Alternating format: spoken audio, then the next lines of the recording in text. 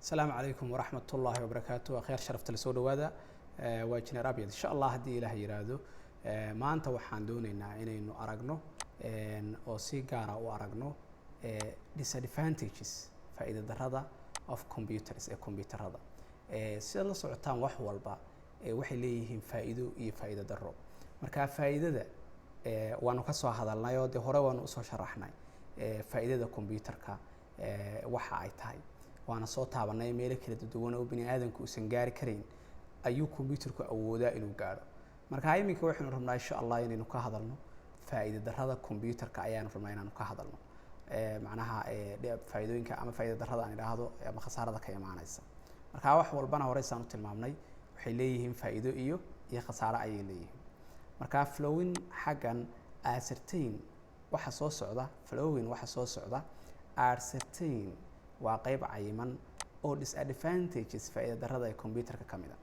مركا فائدة درada الكمبيوتر وحوي أرتمر كوبات وحوي وهو وحن دي كرنا no IQ أيام دي كرنا لكن أنت نورت no IQ دي مر كوبات الكمبيوتر كإنه استعماشي كود الكوبات تخرج بقاربة ومعنيه هو نقون كريسا إنك استمر البخرج كي ورقدها قف الشركات كجاب حلها في the long term مر البويرها يو مركا شركات هانو فيرنو حاجة خرجك aad u yar yahay oo kharashka ka galiya shirkadda inay computer isticmaasho iyo inay warqado isticmaasho waxa fiican inay isticmaasho ayaa u fudud computerka inay isticmaasho ayaa u kharash yar laakiin isku soo duuduubo faa'iido daradiisa ka warto waxa kamid ah IQ computerka IQ ma laha isagoo aqli ma laha wax ma samaysan karo aan loo diyaarin macnaha isagoo wixii uu loo sameeyay buu samayn karaa wixii aqligiisu wuxuu leeyahay inta aqliga computerka qofkii lahaa ama qofkii programinayay intuu leeyahay ama intuu siiyay buu yeelanaya salahan ka soo qaad computerkii waxaad ku hagtay inuu laba lambar isku daro kaliya laba lambar isku dari karo maanta labada lambar kaliya isku dari kara marka hadaadan siin fursad ah inuu isku dari karo 5 lambar iyo 5 lambar isku ma dari karo asagoo macnaheedu waxba cirka kama keensan karo marka wixii uu awoodiisii lagu dhisay ka badan macnaheedu ma samayn karo ama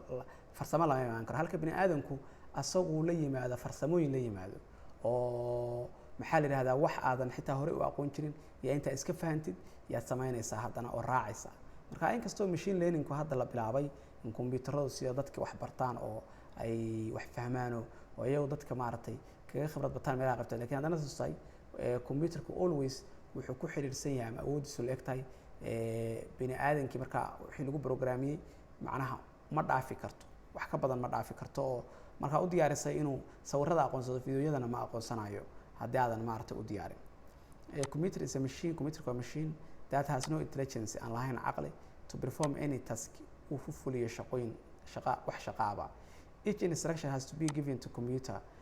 amar walba oo shaqo kasta uu ku fulinayo computerka waa in loo sheego macnaheedu computerka hadaadan u sheegin amarka shaqada uu ku qabanayo isaga ma intuu hawada ka keensado ma fulinayo hadii laba ku darayo haduu wax kala sameeynayo haduu wax xisaabinayo haduu wax isu geynayo everything oo computerka maarta shaqadiisa ku saabsan waa in loo sheegaa a computer cannot take any decision on its own computerka awood uma laha inuu qaato computer cannot take ma qaadan karo any decision wax go'aan on its own sidoo kale computerku wax go'aana isagu ma gaari karo hadii wax la kala jaro hadii wax la suuqayo macnaha go'aanadan dhan u gaarayo waxay ku base gareysan yihiin instructionskii la siiyay ay ku base gareysan yihiin haddii instructionska ku jirin ma shaqeynayo macnaha isagu wax kala lama iman karo marka taa waa qodob faa'iidada kale computerku wuxuu dependency waa tiirsane waa wax ku tiirsan wax keligii independent noqon kara oo keligii shaqeysan kara ma sida qof macnaha meel marayo kale iska shaqeysan karaya maaha so IT functions as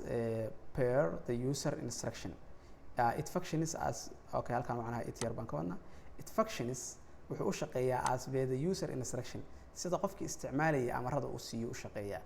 thus it is fully dependent on humans sida daraadeed computerku wuxuu ku xiran yahay oo si fully ugu xiran yahay bini aadamka macnaha userkii ama isticmaalihii ama qofkii bini aadamka ahaa ee siinayay amarada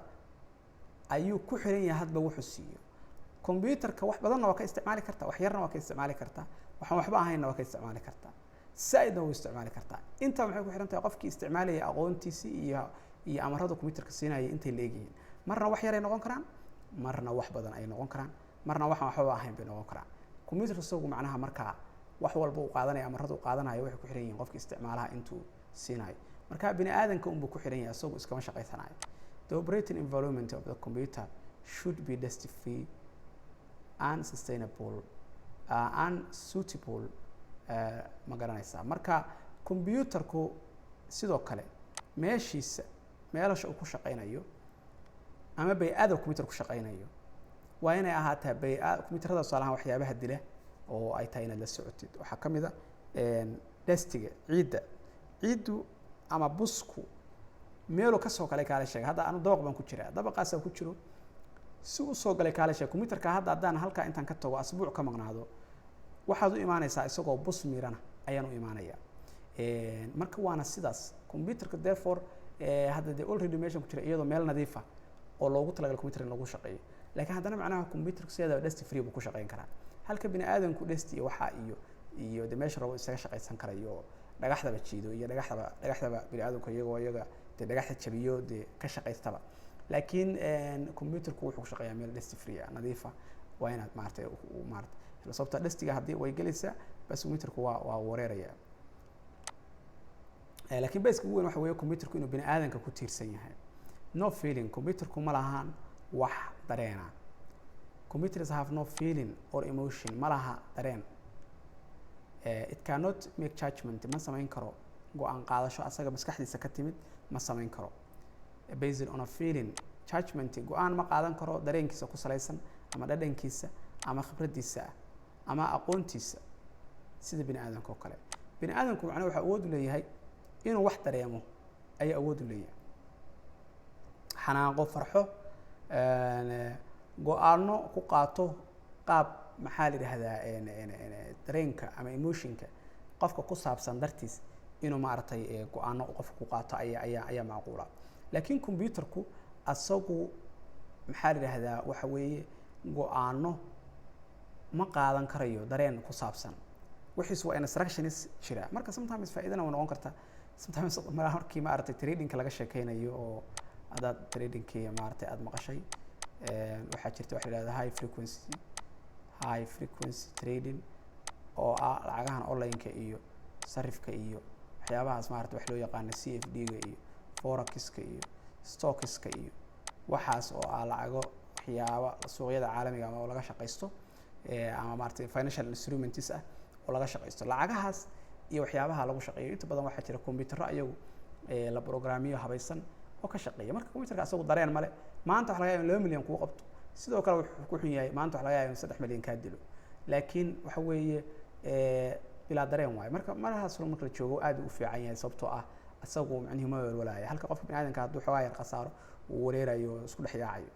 right marka computerku wax dareena ma lahan marka waxaan rajeynayaa inaynu isla fahnay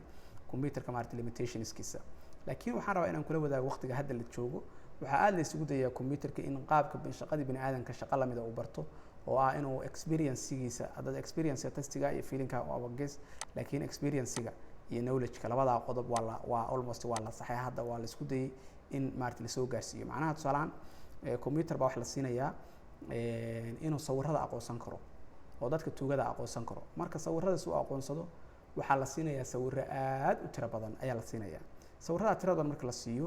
computerku waxa awood u yeelanayaa hadhow inuu sawirka qofka bini aadanka fahmo oo recognition uu sameyn karo marka waliba waxa computerka lagu sii xirayaa inuu learning sameyn karo marka dambeysa sawirka bini aadanka meel walba uu gali karo in la siiyo inuu soo saari karo laakiin waa maxay marka hore wax la siinayaa sawirro aad u tiro badan oo dhinacyo ah jambi dhag il san gees af maaragtay indho san dhago madax qof xiran qof timale qof timayar leh qof macnaha waxaas horta qofka marka hore la siinaya computerka sawirrada kumnaankuna baa loogu quudinaya sawirrada marka lagu quudiyo computerka wix markaa ka dambeeya wuxuu awood u yeelanayaa in uu fahmo sawir walba oo helo hadhow marka sawirka uu fahmi karaya ama islaab ama indhaha qarso ama saandhe macnihii waa kii ku soo hela meel walba aad maraysid in fact wadanka China waxaaba already la isticmaalaya tuugada oo dhan inuu soo qabta computerka ayaa identify gareeya oo soo qabta just kaamirooyinka dhan buu soo aruursanaya xogtooda dadka tuugada ama dambiyada sameeyo dhanna wuu hayaa xogtooda marka automatically wuxuu ku xiran yahay booliiska marka wuxuu sameynayaa dambi markaad samaysid dhag wuxuu kaa baarayaa kaamirooyinka streetska oo dhan marka automatically kusoo yaadaa qof dambi sameeye aad tahay oo dowladdu raadinayso ama boolisku raadinayo automatically sawirkaada wuu helayaa ma weynaayo markuu soo qabto dhag booliiska kuugu dhowba notify gareynayaa uuna gudbinayaa sawirkaadii ugu dambeeyey iyo xogtaadii iyo dambiga lagu haysto dhag automatic waxa ugu soo dhacaya askari walba abkiisii wataa iyo mobilkiisii xogta usoo dhacaysa askariga kuugu horeeya ayaa hore qof ka qabanaya marka awoodaha intaa la eg ayuu computer ku leeyahay waxaan rajeynayaa inaan si fiican isula fahnay faa'iido darrada computerka waa engineer Abyad. Asalaamu calaykum waraxmatullaahi wabarakaatu.